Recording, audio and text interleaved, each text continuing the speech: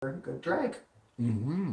And I think hopefully that'll start inspiring people to start doing some character work because you don't see what we used to do, right? With celebrity impersonations, you and me are probably one of the only two doing most of it still, anyways, right? So I think it would be great to see, something different than just trying to look like a woman. Mm-hmm. Because, Now, you, Athena, as a young person, and the internet is a very influential and powerful source for you to connect to different audiences around the world. And you being a young performer, what do you think is going to happen now that RuPaul has brought a new look or just a difference to the industry? Yeah, I would say the industry is definitely, well, it's become an industry, I think, more because of Ru. And like Crystal was saying, drag in the States has been incredibly large for so many years. And here in Canada, I don't think we have the same kind of entertainment or the professionalism that you were kind of mentioning earlier as well. So, trying to dig and find those people around different provinces, I'm sure, is a little difficult. But but definitely the internet has been extremely influential in terms of almost what it is, like a starter pack or a expectation of how you should present yourself, how you should look, and how you should perform. But that's all television, right? So you need to find that for yourself because those people have done that already. So it's not all just high kicks and spins and there's characterization and there's, proper lip sync and there's proper training and dancing. And if you're going to do stunts, there's training for that too. You don't just have to learn that from, Alyssa Edwards doing it at the finale of RuPaul's Drag Race because it looked cool. So I think, testing yourself and all those elements, if you really want to learn them, that's pretty much all the work that goes into it. So. And one more question. Now, John, now that drag is really popular and on television, now you see everybody in drag, even straight men in drag and even women in drag doing drag shows.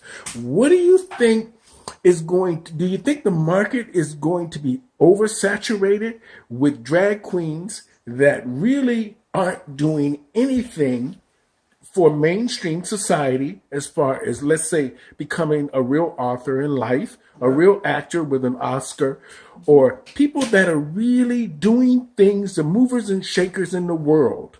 What do you think drag queens are going to play in with that? So I think it's going to be much like, kind of any art right now, right? So anybody can pick up a pencil and draw something, right? And and they can call themselves an artist, right? But then when you go to look at it and you put a Picasso beside, your art, you can see what the artist is. Now, I think some of them kind of, not necessarily give us a bad name, but if people go to a drag show and it's somebody that's amateur and they're running it, they're not quite getting what drag is. And so that kind of scares me. But other than that, I lost my train of thought there. It's separating yourself from always being a gimmick. There you go. Right?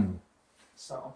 Now, the reason I brought that up is because I'm thinking RuPaul has created this huge industry for a lot of drag performers. Not the majority of people have never seen drag shows. Now, how do you change people's perception to come out and think drag is worthy to see? Because even when you see it on RuPaul's Drag Race and drag shows, still not as impressive as in person. Yeah. So it's missing that Hollywood element. That spark that you get when you're on stage, and that is so hard to put on film or in picture.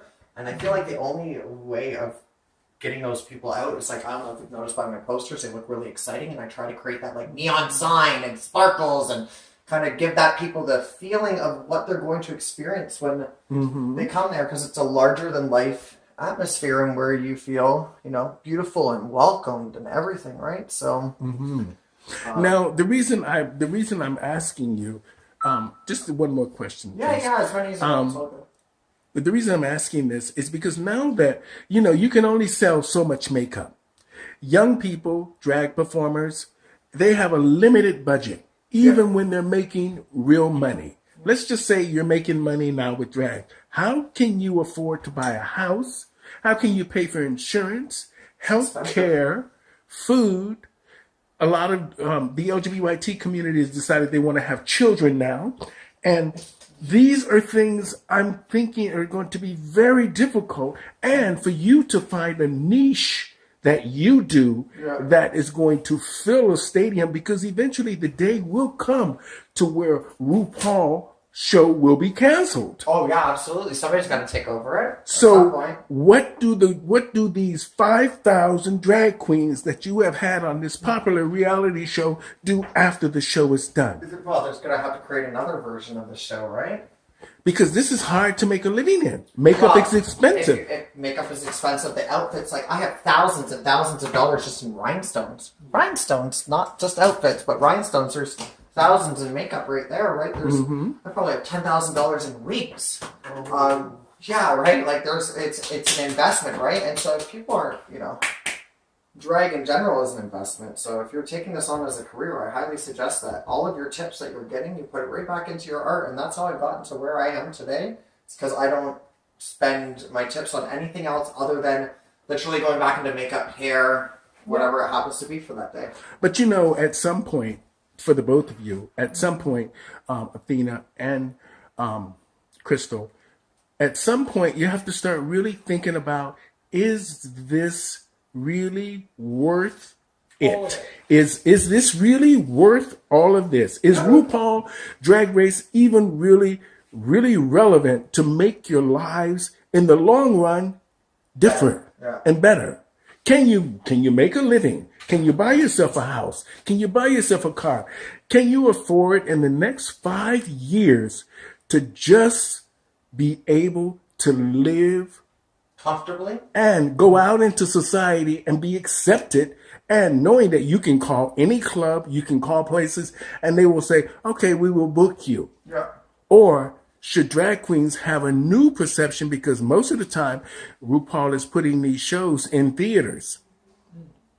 So they're the ones really controlling your talent and controlling this machine. Yeah. So when you're on your own in your little small town from where you're from, what are you going to do when your phone is not ringing?